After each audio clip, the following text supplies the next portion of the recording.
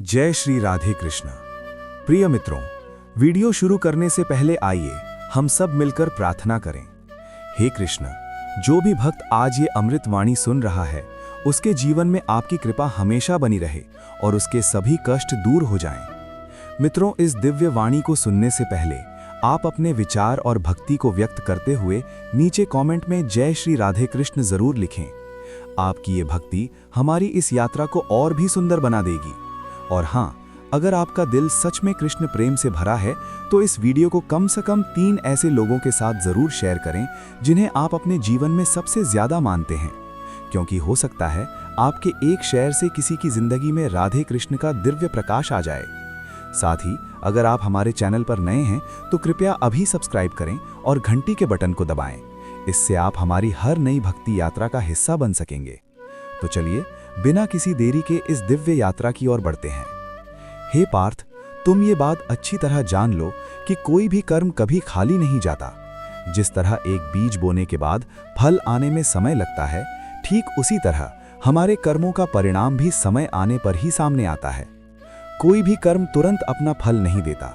ऐसा इसलिए है क्योंकि ब्रह्मांड की व्यवस्था धैर्य, न्याय और संतुलन पर चलती है। मनुष्य का मन अधीर होता है। वो चाहता है कि आज किया गया प्रयास कल ही उसे नतीजा दे दे, लेकिन समय का नियम ऐसा नहीं है। श्री कृष्ण कहते हैं कि जो व्यक्ति कर्म करता है उसे अपने दिल में ये विश्वास रखना चाहिए कि उसका फल उसे मिलेगा ही, भले ही उसमें देरी हो जाए, लेकिन अन्याय कभी नहीं होगा। ध्यान दो अर्जुन, जब कोई कर्म किया जाता है तो वो ब्रह्मांड में एक तरह की ऊर्जा के रूप में फैल जाता है। ये ऊर्जा कारण और परिणाम के चक्र में प्रवेश कर जाती है। फिर जब समय सही होता है तो वो वापस लौटकर उसी व्यक्ति के जीवन में अपना असर दिखाती है। अच्छे कर्मों के अच्छे फल आते हैं और बुरे कर्मों के बुरे फल। पर अगर आपकी श्रद्धा बनी रहे तो देर से ही सही फल जरूर मिलता है। कर्म का फल कैसा होगा ये इस बात पर निर्भर करता है कि वो कर्म किस भावना से, किस उद्देश्य से और कितनी निष्ठा से किया गया है। श्री कृष्ण कहते हैं कि अगर कोई व्यक्ति केवल फल पाने की इच्छा से कर्म करता है तो वो कर्म उसके लिए बंधन बन जाता है। लेकिन अगर वही काम निष्काम भाव से बिना किसी फल की चाह के किया जाए तो वो व्यक्ति को मोक्ष की ओर ले जाता है। जीवन का ये बड़ा रहस्य है कि जो इंसान अपने कर्तव्य को पूजा समझकर पूरा करता है उसे चिंता करने की कोई जरूरत नहीं होती, क्योंकि उसका सच्चा कर्म ही उसकी सबसे बड़ी साधना है। इस संसार में जो कुछ भी होता है वो सब हमारे अपने कर्मों की प्रतिक्रिया है। अगर आज कोई आपके साथ अन्याय करता है तो हो सकता है कि ये आपके पिछले जन्म के किसी कर्म का नतीजा हो, और अगर आज आप किसी के लिए कुछ अच्छा करते हैं तो वो अच्छाई कल किसी और रूप में आपके ही जीवन में वापस आएगी। ये चक्र कभी नहीं रुकता। इसीलिए कृष्ण बार बार कहते हैं, हे अर्जुन, तुम केवल कर्म करते रहो, फल की चिंता मत करो, क्योंकि फल देने वाला मैं हूं।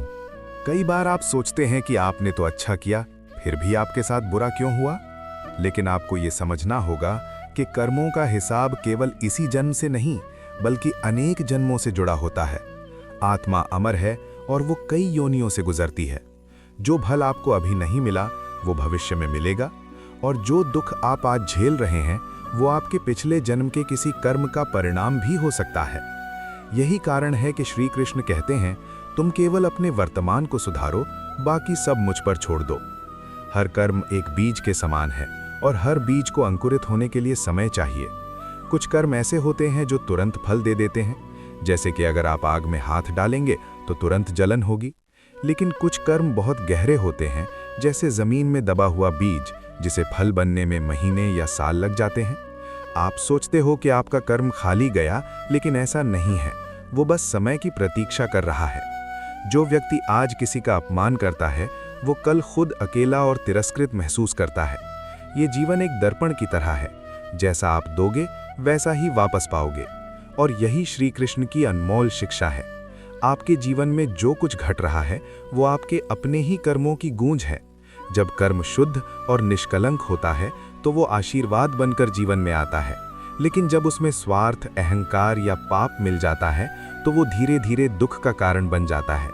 इसीलिए श्री कृष्ण कहते हैं, अगर आप सच्चाई के रास्ते पर चल रहे हैं तो कठिनाइयां तो आएंगी ही, लेकिन आखिर में जीत आपकी ही होगी।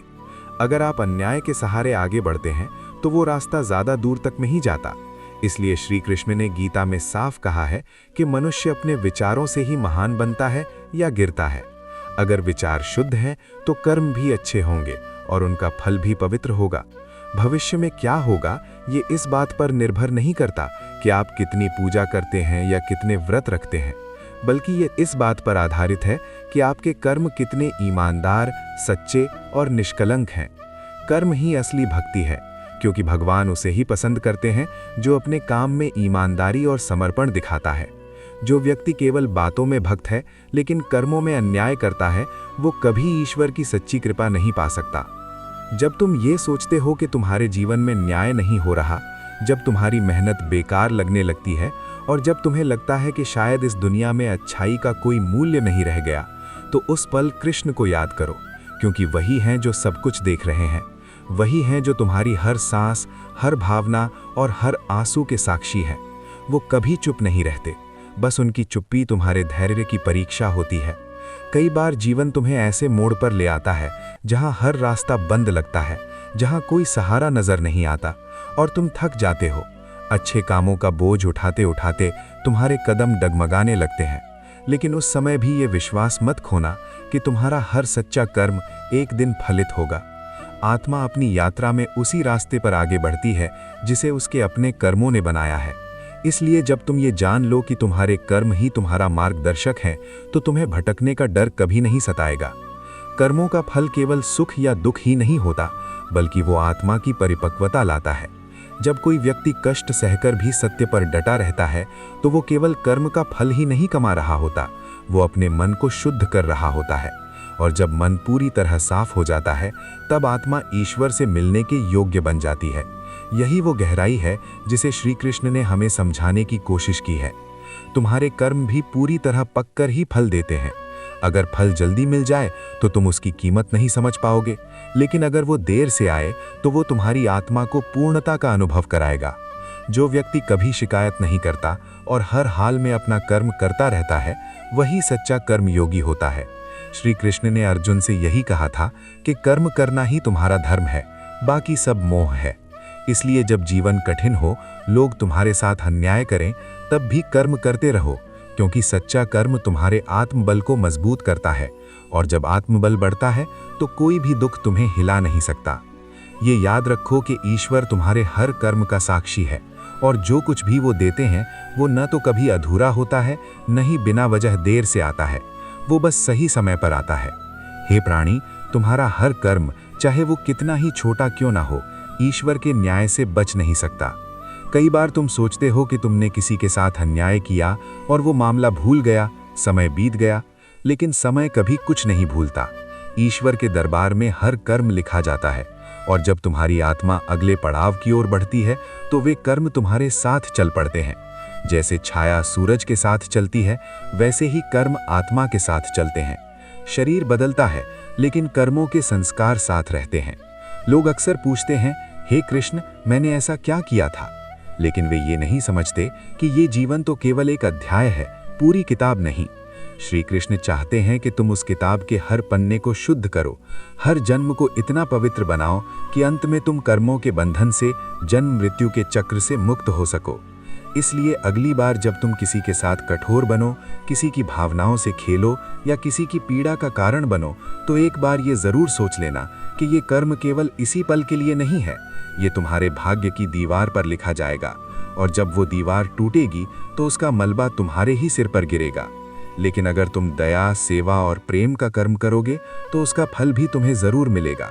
अगर इस जन्म में नहीं मिला तो अगले जन्म में मिलेगा, और अगर अगले में भी नहीं तो आत्मा की शांति के रूप में मिलेगा। ईश्वर के घर में देरी हो सकती है, लेकिन अन्याय नहीं होता। उनकी नज़र बहुत गहरी है, वो तुम्हारी चुप्पी को भी सुनते हैं और तुम्हारे वे कर्म भी देखते हैं जो किसी को दिखाई नहीं देते।